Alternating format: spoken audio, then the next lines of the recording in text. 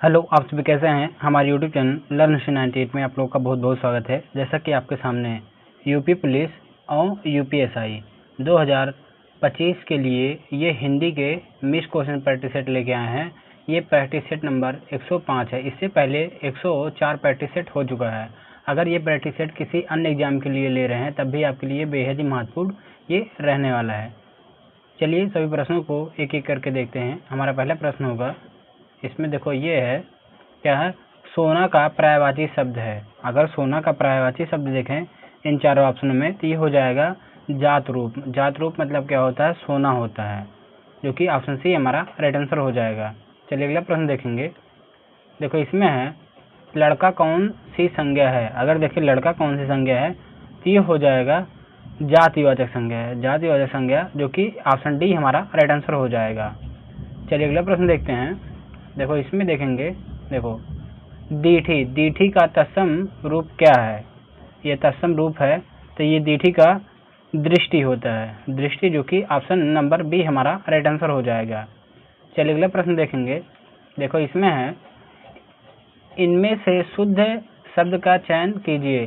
देखो इन चार ऑप्शन में से कौन सा शब्द है जो कि शुद्ध रूप है। अगर देखिए पुरस्कार को लिखा जाए तो इस प्रकार लिखा जाता है, पुरस्कार, जो कि ऑप्शन बी मैच कर रहा है, इसलिए ऑप्शन बी हमारा राइट आंसर हो जाएगा। चलिए अगला प्रश्न देखते हैं। देखो इसमें हो जाएगा हमारा, क्या स्पर्श व्यंजन के उदाहरण है। देखो स्पर्श व्यंजन के उदाहरण कौन से हो जाएंगे, ता, था, दा, धा, ये हो जाएंगे स्पर्श व्यंजन के उदाहरण हो जाएंगे, जो कि ऑप्शन डी हमारा राइट आंसर हो जाएगा। ये देखो ये ओस में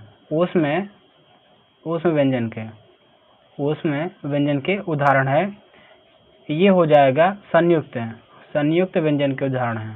संयुक्त व्यंजन के उदाहरण है। चलिए अगला प्रश्न देखेंगे। देखो इसमें है, बाप का संबंधवाचक संज्ञा रूप होगा। बाप का संबंधवाचक संज्ञा रूप क्या हो जाएगा, बपौती हो जाएगा। बपौती, जो कि ऑप्शन सी हमारा राइट आंसर हो जाएगा। चलिए अगले क्वेश्चन देखेंगे। देखो इसमें शुद्ध वर्तनी का शब्द है। देखो अगर हिरण्य कश्यप को लिखा जाए, देखो इस प्रकार लिखा जाता है, हिरण्य कश्यप, जो कि ऑप्शन ए हमारा राइट आंसर हो जाएगा।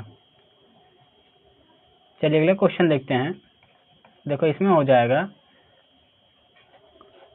इसमें देखेंगे, दुष्चरित व्यक्ति से संबंध नहीं रखना चाहिए। इस वाक्य में प्रयुक्त दुष्चरित शब्द व्याकरण की दृष्टि से किस संवर्ग में है। तो ये देखेंगे विशेषण के संवर्ग में हो जाएगा, जो कि ऑप्शन डी हमारा राइट आंसर हो जाएगा। चलिए अगला प्रश्न देखेंगे। इसमें देखो है, नि उपसर्ग उपयुक्त शब्द नहीं है। सॉरी, जो नि उपसर्ग है ये युक्त शब्द नहीं है।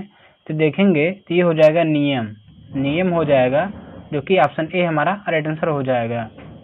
चलिए अगला प्रश्न देखते हैं। इसमें देखेंगे, निम्नलिखित में से कौन सा स्वर समृद्ध है। अगर देखें समृद्ध स्वर कौन सा है तो ये हो जाएगा बड़ी ई क्या है, समृद्ध स्वर है, जो कि ऑप्शन डी हमारा राइट आंसर हो जाएगा। चलिए अगले क्वेश्चन देखेंगे।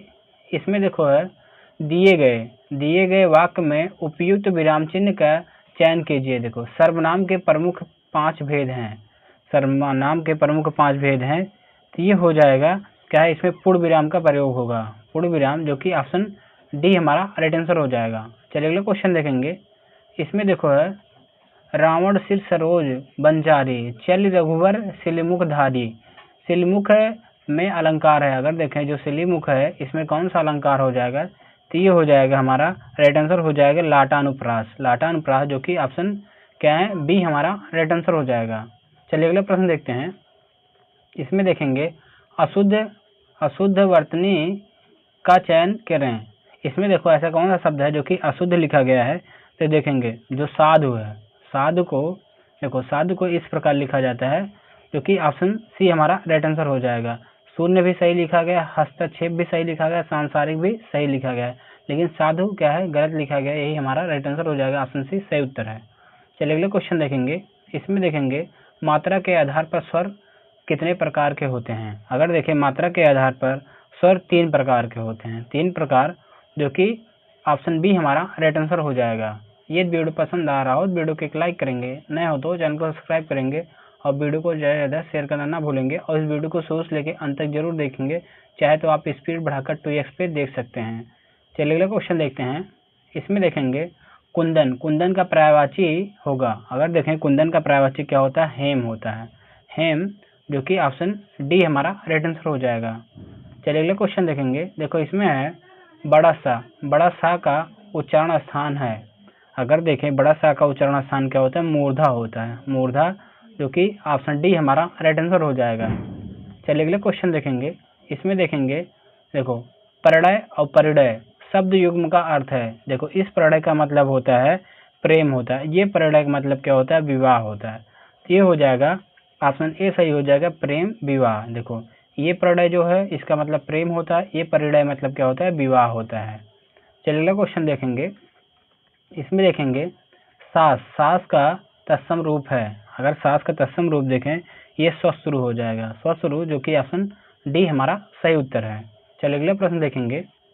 देखो इसमें है संयुक्ताक्षर, संयुक्ताक्षर व्यंजन निम्न में से कौन सा है। देखो अभी हमने बताया संयुक्ताक्षर क्या होते हैं, ये छत्र ज्ञ असरा, ये क्या संयुक्ताक्षर होते हैं, और ये क्या होते हैं सा सा सा हा, ये क्या होते हैं, ऊष्म होते हैं,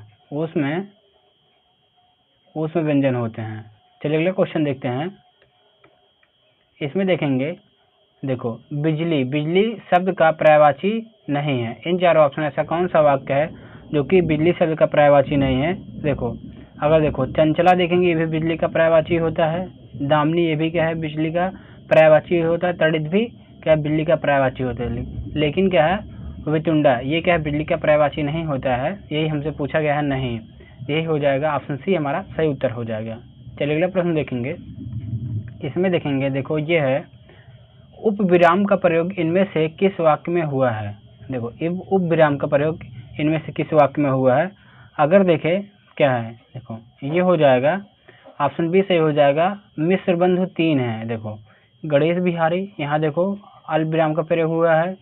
राज बिहारी, यहाँ भी अल्प विराम का प्रयोग हुआ है। और क्या है सुखदेव बिहारी, ये क्या है शुद्ध लिखा गया है, जो कि ऑप्शन बी हमारा राइट आंसर हो जाएगा। चलिए अगले क्वेश्चन देखेंगे। इसमें देखेंगे देखो इनमें से कौन सा पुरुषवाचक सर्वनाम से संबंधित नहीं है। अगर इसमें देखें ऐसा कौन सा है जो कि पुरुषवाचक सर्वनाम से संबंधित नहीं है, तो ये हो जाएगा क्या है, ऑप्शन डी सही हो जाएगा, कोई।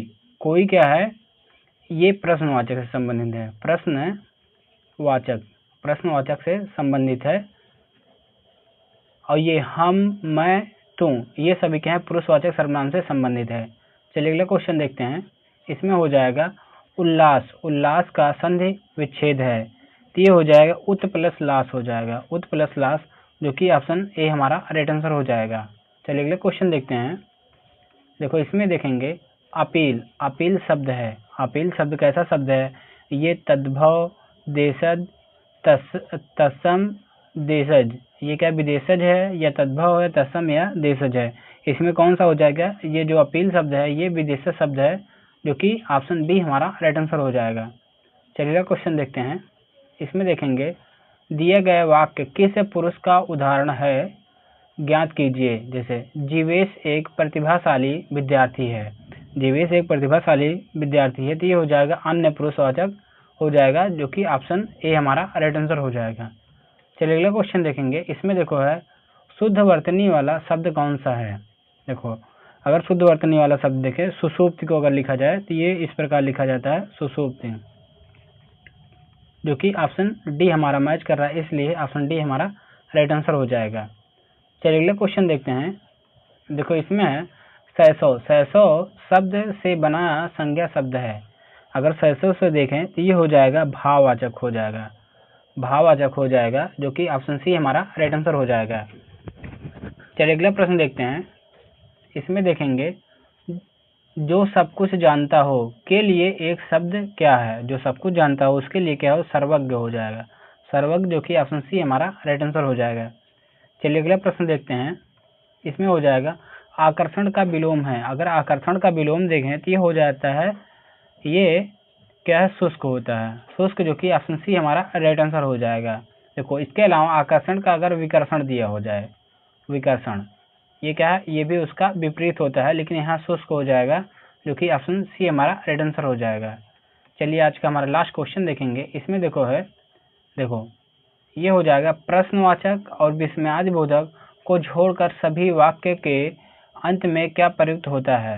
इस प्रश्न का उत्तर आप लोग कमेंट बॉक्स में कमेंट करके जरूर बताएंगे। वीडियो पसंद आया हो वीडियो को एक लाइक करेंगे, नए हो तो चैनल को सब्सक्राइब करेंगे और वीडियो को ज़्यादा शेयर करना ना भूलेंगे। और इस होमवर्क को वीडियो में कमेंट करके जरूर बताएंगे, क्योंकि ये यूपीएसआई और यूपी पुलिस और ये ग्राम विकास अधिकारी में पूछा गया क्वेश्चन है। ये इसके आने की संभावना अधिक है, इसलिए इसको जरूर कमेंट करके बताएंगे।